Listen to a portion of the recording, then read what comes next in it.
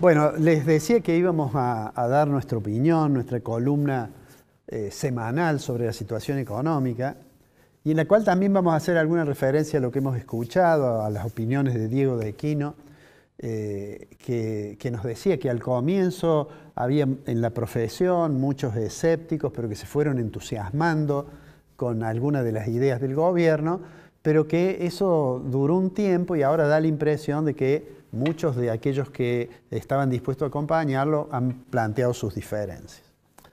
Yo voy a decir algo que hemos dicho algunas semanas atrás, que era el hecho de que la preocupación casi exclusiva del gobierno, y seguramente interpretando preocupación que tiene la sociedad argentina, era el tema de la inflación.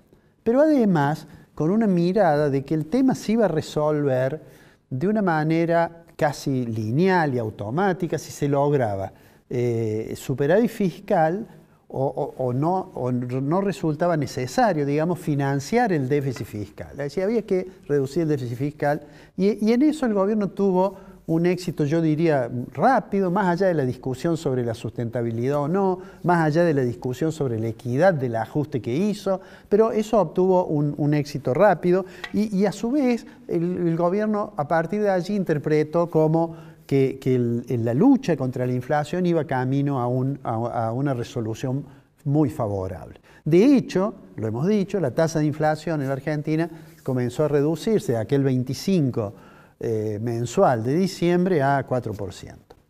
Pero quisiera dejar de lado por un momento la interpretación, el diagnóstico del gobierno de que el único problema para resolver el tema de la inflación es el déficit fiscal y su financiamiento. Este ha sido el diagnóstico que ha tenido y diría, en función de ese diagnóstico ha tomado las decisiones. Ahora, poco a andar, el gobierno dice, bueno, no solamente tengo un problema porque el déficit, cuando tengo déficit y el Banco Central tiene que financiarlo, entonces hay emisión monetaria y se acepta casi como un lugar común que eso va a ir necesariamente a precios. Digo, esa mirada empezó a modificarse cuando, transcurrido algunos meses de superávit financiero, recordemos, el superávit financiero es cuando uno tiene mayores ingresos que gastos en el sector público, antes de atender los servicios de la deuda se llama superávit primario y después que pago los servicios de la deuda se llama superávit financiero. Bueno, el gobierno pudo mostrar ya desde el principio de año superávit financiero y de hecho el primer semestre lo tuvo. Sin embargo, cuando miraban los números de la base monetaria, advertían de que había una expansión de todos modos de dinero. Entonces dijeron, bueno, hay una fuente de expansión del dinero, que es el financiamiento del déficit, la monetización del déficit. Bueno, esto lo hemos solucionado, dice el gobierno. Entonces, digamos, comenzó a ver qué otros elementos había que explicaran el aumento de la cantidad de dinero. Y el elemento siguiente, que era obvio, era eso que se conoce como pasivos remunerados del Banco Central.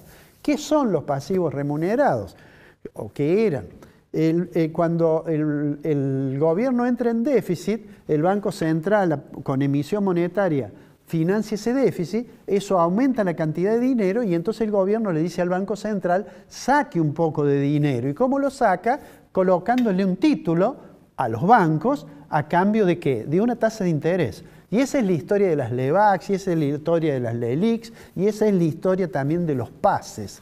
Es decir, sacar dinero a cambio de ¿qué? De una tasa de interés. Ahora, cuando se hace eso, por eso se llama pasivo, porque es un pasivo del Banco Central y es remunerado con la tasa de interés. Cuando se hace eso, es claro que cuando se venza ese título, ese pase, esa letra, va a tener que emitir para pagar los intereses. Entonces, el paso siguiente fue decir, bueno, vamos a tratar de resolver el problema de los pasivos remunerados del Banco Central. Y eso fue motivo de una conferencia en la cual habló el ministro de Economía, Caputo, y habló el presidente del Banco Central, y dijeron, mire, desde la semana que viene, nosotros lo que vamos a hacer es que en lugar de tener pases, en lugar de tener pasivos en el Banco Central, le vamos a pasar eso al Tesoro. Y entonces el Tesoro va a emitir una letra que la va a administrar el Banco Central, pero los intereses los va a pagar el Tesoro. Con lo cual, entonces no voy a tener esta necesidad de emisión. Digamos sobre eso que lo que eso implica, obviamente, es mayor ajuste fiscal, porque si el Tesoro va a tener que pagar además los intereses de esos títulos, va a tener que tener de alguna manera esos recursos. Ahora, el paso siguiente fue mirar, bueno, ¿qué otras fuentes hay que hagan aumentar la cantidad de dinero? Y entonces empezamos a escuchar una palabra que son puts, ¿qué es lo que es? Es una garantía, lo vamos a decir de una manera muy sencilla, cuando el gobierno quiere colocar un título y los bancos tienen cierta duda sobre si les conviene o no ese título, el Banco Central les dijo, mire, yo le doy una opción de venta, esos son los puts. ¿Qué quiere decir? Que cuando usted quiera me lo vende al precio que hemos pactado. Es decir, como una garantía adicional. Ahora, claro, cuando los bancos ejecutan esa garantía, aumenta la cantidad de dinero. Recordemos que hace un par de semanas el presidente acusó a un banco, lo acusó al Banco Macro, de que había ejecutado esa garantía, unos puts, por valor de 2 billones y además, digamos, tuvo juicios ya más o menos habituales en el presidente descalificándolos, pero eso aumentaba la cantidad de dinero, tuvo que salir el central a esterilizar, como se dice, a sacar dinero a raíz de esa operación de puts. Entonces, el gobierno está camino a tratar de resolver también, de sacarse esa preocupación de que haya expansión como consecuencia de esa garantía. Ya, de hecho, ayer hay una comunicación del central en la cual le dice a los bancos, mire, los títulos que tenían esta garantía, esta figura, esta opción de puts, en realidad no se computaban para medir cuál era el grado de exposición que tenían los bancos con el Tesoro, para darle la tranquilidad de esa red. Ahora acaba de decirle, bueno, en lo sucesivo, aunque usted entregue los puts, lo mismo, estos bonos no se van a computar para ver cuál es su grado de exposición con el Tesoro. Es un poco técnico, pero digamos que es como un paso previo para tratar de resolver lo de los puts.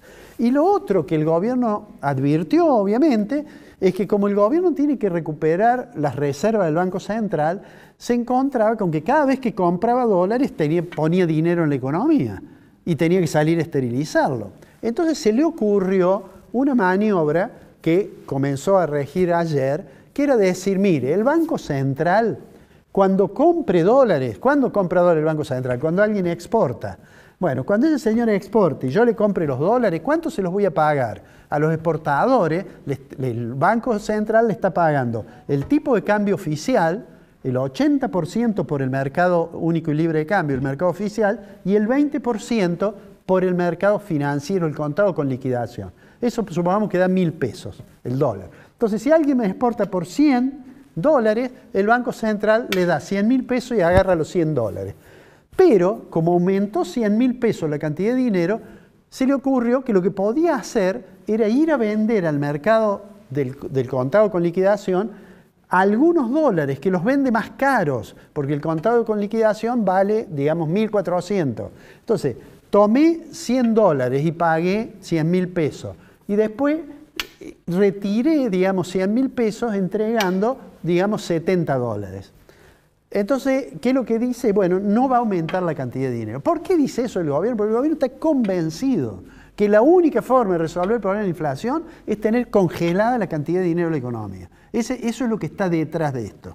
Ahora, esta decisión, en realidad, va un poco en contra de otro objetivo que tenía el gobierno, que es decir, voy a recomponer las reservas internacionales del Banco Central, porque si yo compro 100 dólares y vendo 70, digamos, depende de cuánto sea la brecha entre el contado con liquidación y el mercado al cual cobran los exportadores, digo, si la brecha se achica, además, es obvio que cada vez va a acumular menos reserva. Además, si la brecha se achica porque baja el valor del dólar financiero, como ocurrió ayer, al exportador el tipo de cambio que va a recibir también le baja, porque el exportador estaba liquidando 80% en el mercado oficial, digamos, y 20% en el mercado financiero, digamos así. si se empieza a achicar la brecha. O sea, que es una medida que uno podría decir que forma parte de esas decisiones de muy corto plazo. Mire, cuando venía para acá, para el canal, en una esquina había un joven que hacía malabarismos con 5 pelotitas. Y yo vi a ese joven y me pareció verlo al ministro Caputo. Caputo es un gran operador de lo financiero, una gran imaginación para poner en funcionamiento esto que pusieron en funcionamiento ayer, pero en realidad está haciendo un malabarismo financiero y uno debería desear que no le vaya a ocurrir lo que ocurrió a este joven que yo estaba viendo en esta esquina, que es que cuando se le cayó una pelotita se le cayeron todas. En realidad, el gobierno sigue con un diagnóstico casi exclusivamente pensado en términos de voy a frenar la inflación con contracción monetaria y voy a tomar medidas para lo financiero. Pero hay otro camino. Cuando hablamos con De Quino le preguntábamos, hay otra parte de la economía, que es la economía real, la economía de la producción. Y claramente los números muestran que hasta ahora al menos no se puede pensar en que se vaya a recuperar la economía rápidamente. En abril de este año, cuando el Fondo Monetario Internacional hizo las proyecciones en sus proyecciones de las distintas economías, había fijado una caída del Producto Interno Bruto de Argentina que para 2024 estaba abajo del 3%. Era 2,7 creo. Bueno, ahora ha salido la nueva actualización de las proyecciones del fondo. Y en esa nueva actualización, que está siendo dada a conocer a estas horas, en realidad el fondo ha vuelto a corregir la proyección del producto para Argentina y ya cae 3,5%. Y es altamente probable que finalmente la economía este año caiga más del 3,5%. ¿Cuánto tiempo se puede sostener la economía en condiciones de contracción severas? Bueno, eso no depende digamos, de los modelos ni de las teorías económicas. Eso está en el mundo de la política. Hasta ahora da la impresión que la sociedad, aún algunos sectores que están en situación precaria, tienen todavía, yo diría, una expectativa esperanzada que tiene que ver con un recuerdo, y por eso muchos dicen peor de lo que fue lo anterior no va a ser. Pero todo plazo se termina venciendo y sería bueno que el gobierno fuera consciente de eso para mirar no solamente lo monetario, no solamente qué pasa con la cantidad nominal de dinero en la economía, qué pasa con los bancos, sino qué pasa con la producción y qué pasa con la calidad de vida de los argentinos. Ojalá el gobierno tenga capacidad para hacer las correcciones que surgen como necesarias para iniciar un proceso que ojalá alguna vez sea de crecimiento sostenido y que además tenga equidad.